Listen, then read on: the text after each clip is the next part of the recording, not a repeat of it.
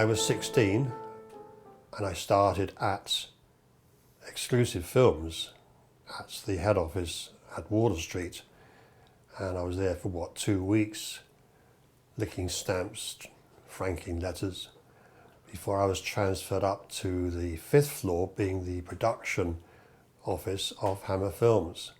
They had never had an office boy, and they wanted one desperately because of their programme. So that's where I finished up.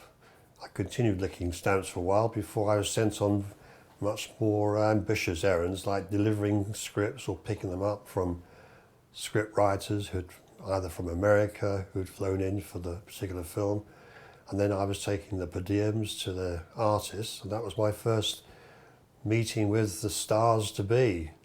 I always remember meeting Forrest Tucker for the first time, and then Eva Bartok. They were there preparing Breaking the Circle. John Ireland was just finishing The Glass Cage. And then I got another call from Pauline saying, could you come in and help the wardrobe supervisor, wardrobe designer, because we're doing this picture and we've got a lot of Chinese extras and they need to be dressed in the morning and the clothes need to be taken in at night. So I thought, oh, good art student, I need some more money. I'll go back there. And it was so lovely. It was so nice meeting all these lovely people and all these Chinese students who obviously were earning what they thought was a fortune and being in a film. And for some strange reason, Hammer didn't ask me to leave.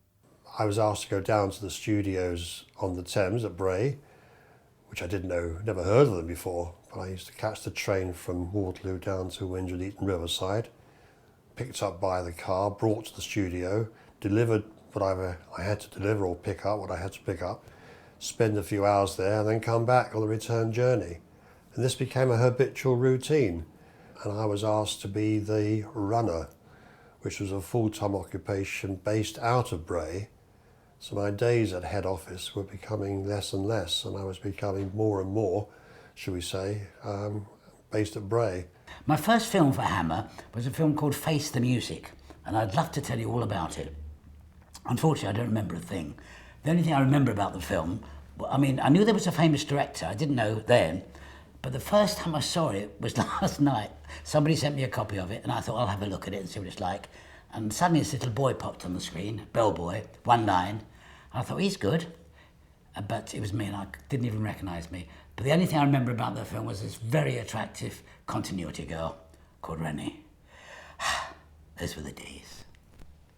I was an assistant director there and then a production manager for 9 or 10 years at Hammer, and then Hammer made the very successful science fiction film, Quatermass Experiment. I've only just heard, sir. Might have been here sooner. Is there anything I can do? Yes, Marsh. Gonna need some help. Help, sir? What are you going to do? Gonna start again.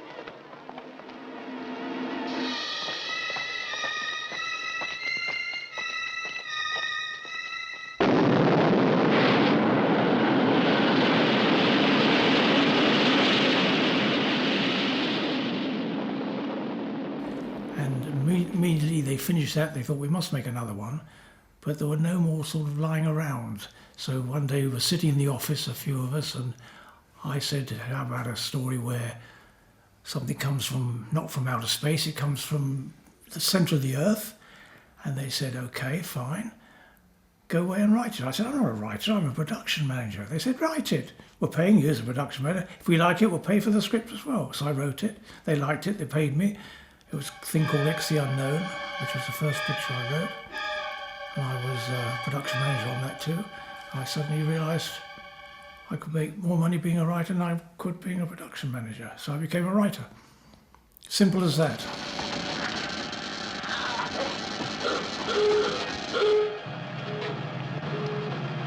Here! Check the main gate, see if you can spot it. Right.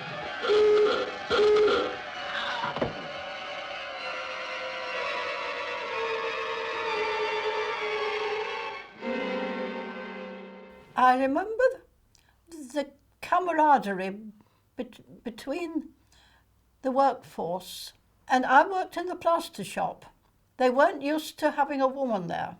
So there was a certain hostility. But on the other hand, it wasn't every plaster shop that had a woman who was obviously scared of heights and had to climb up and down ladders in order to make monsters when they were called for. So there was a kind of love-hate relationship went on. And gradually I was accepted, and I remember my mates in the plaster shop with great affection. I remember the first day I went into Bray Studios. It was weird. It's like being home.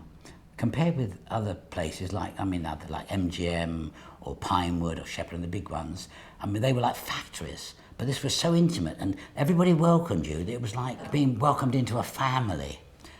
And you go outside, and there's all these trees and everything, and little did I know that many years later, every scene you've ever seen in every horror film is going to be depicted from one of those trees. Something's coming behind it, or a camera coming through it. You were to be engaged as my tutor, subject to the Baron's approval. You will take up the position. You will be paid as arranged. By whom? By the Baron. Well, I'm quite rich. The strangest thing about making the film The Curse of Frankenstein was my age, because basically I think the guy was meant to be, Baron Frankenstein, Peter Cushing's a young man, was meant to be about 12 or 13, and maybe I looked about that, but I was actually 21. And that was real acting then. It's ridiculous.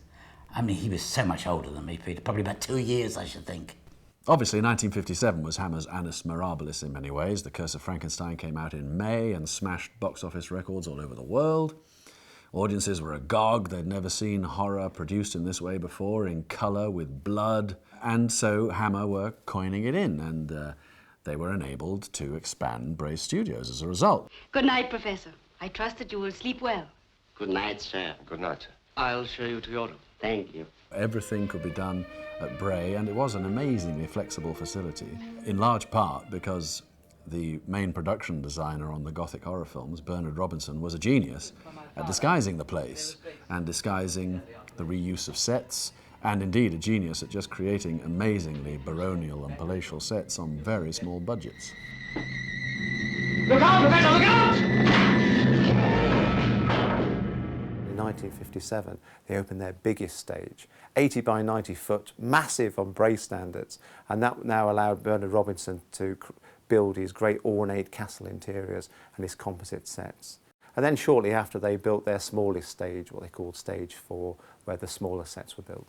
Bernard Robinson, who was the resident production designer, was a brilliant, talented craftsman. If Bernie needed something, he would always turn up at the wardrobe, but he was always busy, going down to see Arthur Banks or Stan Banks down in the plasterer's shop. And what was so amazing about Bernie was the fact that we virtually kept using the same set, but at the time he'd tinkered with it and done something with it, it looked like another set. And somehow he had this instinctive way of being able to interpret the requirements of the script and the director's wishes and the producer's wishes, certainly, from a budget point of view, onto the screen for as little as money as he could afford. He saved them a fortune, with the way he was able to change things round and reutilise things. Plus the fact, Arthur Banks, down the plasterer's shop, incredible.